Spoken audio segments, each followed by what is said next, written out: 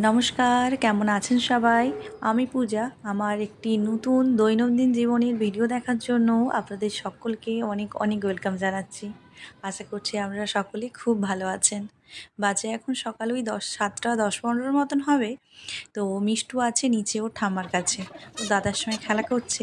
তো যতক্ষণ ওখানে আছে চেষ্টা আছে মোটামুটি সমস্ত কাজ গুছিয়ে নেওয়ার।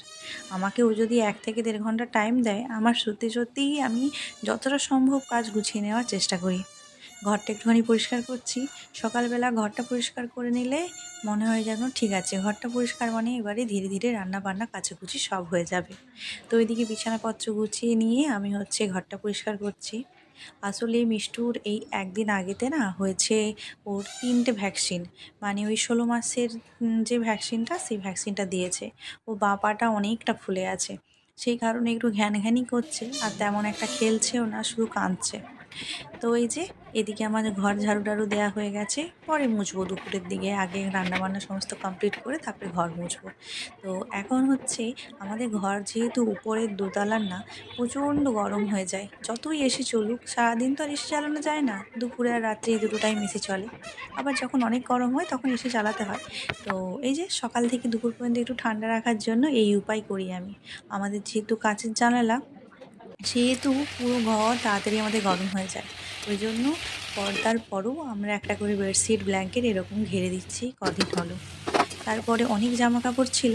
তো জামাকাপড়গুলো অনেক টাইম নিয়ে গুছিয়েছি। ওই জন্য আর এত কিছু করলাম না, একটু চুটকি বাজিয়ে গুছিয়ে নিলাম আর কি। তো তারপরে এই যে আমার এখানে রান্নাবান্না চলছে। তো এখনও ও নিচেই আছে। তার মধ্যে আমি রান্নাবান্নাগুলো করে নিচ্ছি। এদিকে আমি করছি আজকে কুমড়ো শাক দিয়ে, বড়ি দিয়ে অনেক কিছু এর মধ্যে সবজি দিয়েছি। যেমন বরবটি, পটল, বেগুন, তো সমস্ত কিছু সবজি দিয়ে এখানে শাকের চচ্চড়ি করেছি। ওইদিকে আমার ডাল সেদ্ধ হয়ে গেছে। তো ডালটা ছুঁকবো, ওই জন্য পেঁয়াজটা কাটছি।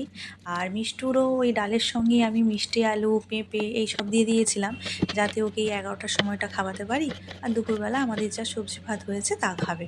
তো সকালের দিকটা না মানে সুজি খাইয়ে দিই। তারপরের যে অন্য ওর যে খাবার, সেটা ওর খাবার বলতে যেমন ওটস বলুন, মাখানা বলুন, শরীরটা খারাপ হয়ে যাওয়ার পর থেকে না একদম খেতে চাইছে না। ওই জন্য এই যে ডাল সেদ্ধ, কোথায় আরও সব সমস্ত কিছু সবজি দিয়ে সেদ্ধ, সেসব খাওয়াচ্ছি। আগেতে এই টাইমটা একটু ডালিয়া খাওয়াতাম, কিন্তু ডালিয়াটা একদম মুখে নিচ্ছে না। তো যাই হোক, সকাল সকাল আমার রান্নাবান্না যেহেতু হয়ে যাচ্ছে, এবারে ডাল সেদ্ধই খাক আর ভাতই খাক, যাই খাবে সেটা খাইয়ে দেবো। এইদিকে আর উপরে যেহেতু আমি রান্না করি না, প্রচণ্ড গরম হয়ে যায়। তো ওই জন্য চেষ্টা থাকে একটু সকাল সকাল রান্নাবান্না করে নেওয়ার। আজকে তো একটু লেটই হয়ে গেল, তার কারণ অনু চলে গেছে সকালবেলা টিউশন, ওকে ধরারও কেউ ছিল না। তো ওই জন্য আর সকাল